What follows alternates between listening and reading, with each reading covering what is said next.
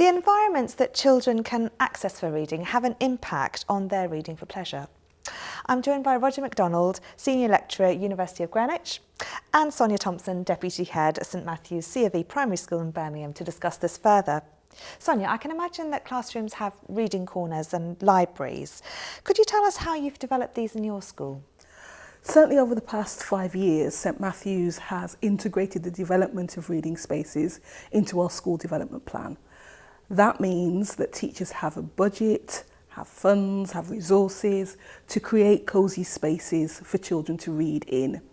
We also have a budget for teachers to buy things that the children wouldn't normally read, certainly in the area where our school is situated, which is a very deprived area.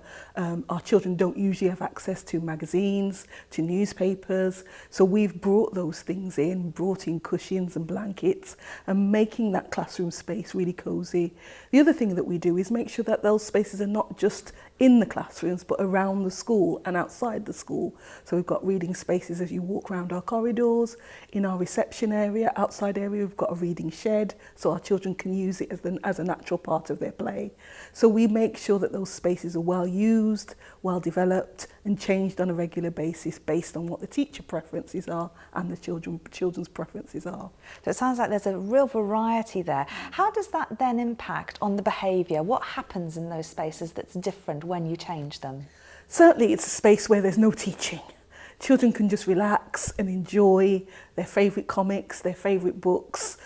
Teachers can go into those spaces as well and have conversations with children about their reading preferences, about the things that they like, and have that informal book discussion with children in the spaces.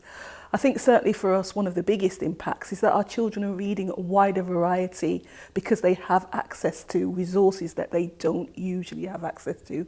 For instance, we have one boy who just fell in love with the comics that we were purchasing. We bought the Beano, and he just totally fell in love, and in fact he's now beginning to create his own comics, and is doing a magnificent job at getting everyone else enthused about writing their own comics. So a real big impact on the children. And whilst you're striving for this informality, there must be some sense of formal timetabling and organising this. How does that work for you? And certainly for us, again, we have timetabled dedicated time for children to read for pleasure. In Key Stage 1, our children read as part of one of their guided reading activities, so an informal read as part of that. And certainly in Key Stage 2, we have a 2-week rotation of guided reading and then reading for pleasure week. So our children spend the whole week just reading for pleasure informally around the school and in their own spaces. So again, a real school dedicated time to develop reading for pleasure. And tell us then how you feed this value into the teaching team. I think you do have to start with some CPD for teachers, because not all teachers come to you as reading teachers.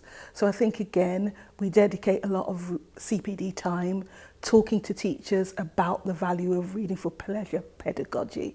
And it's not something that even new teachers automatically come to school with. We've found that we do have to dedicate CPD time for teachers to build their understanding of what good reading aloud is, what does good book talk look like, what does informal chats about books sound like. So again, if you dedicate that time as a school, you can get some good outcomes from it. And of course you could see if teachers were enthusiastic and passionate about reading and these spaces, that would rub off on the children. Oh, definitely. And again, we found that the teachers that do that to maximum effect are the ones that get those children that are enthused about reading. And I'd like to think that, again, as a school, we've developed that over time, and more teachers are now on board with this idea that as part of our natural practice, we've got to be reading teachers, and teachers that read and readers that teach as well. Roger, I imagine that there are many links here with reading for pleasure pedagogy and the research that you've done on teachers as readers. Can you tell us how this links? Yes, the social reading environment is core to the reading for pleasure pedagogy and also the teachers as readers work that took place. One of the developments was an understanding of the physical and social aspect of the reading environment. It's not just the reading corner, and just as Sonia has said, that it's how that is spread out across the classroom and then also the school as a whole. What the research focused on first of all was the teachers identifying for themselves what they read, when they read, how they read, and they looked at what they do at home as teachers. And what teachers found was that often they snuggle up themselves, either with their duvet or on the sofa. They might have a range of reading materials going on at the same time. So they might be reading something for work, they might be reading a book that they want to read themselves, they could be reading a paper as well. So a whole range of different things. And they then apply that into the classroom. So the teachers on the project then decided or worked on within their own classrooms of having a really relaxed atmosphere for reading, because they found that is the way that they read for pleasure.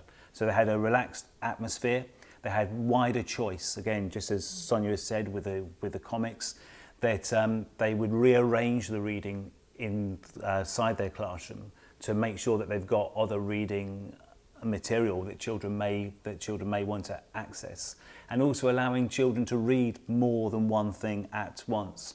And then the conversation, so ensuring there's a really good and rich conversation around the reading that was taking place. Roger and Sonia, thank you very much. Thank you.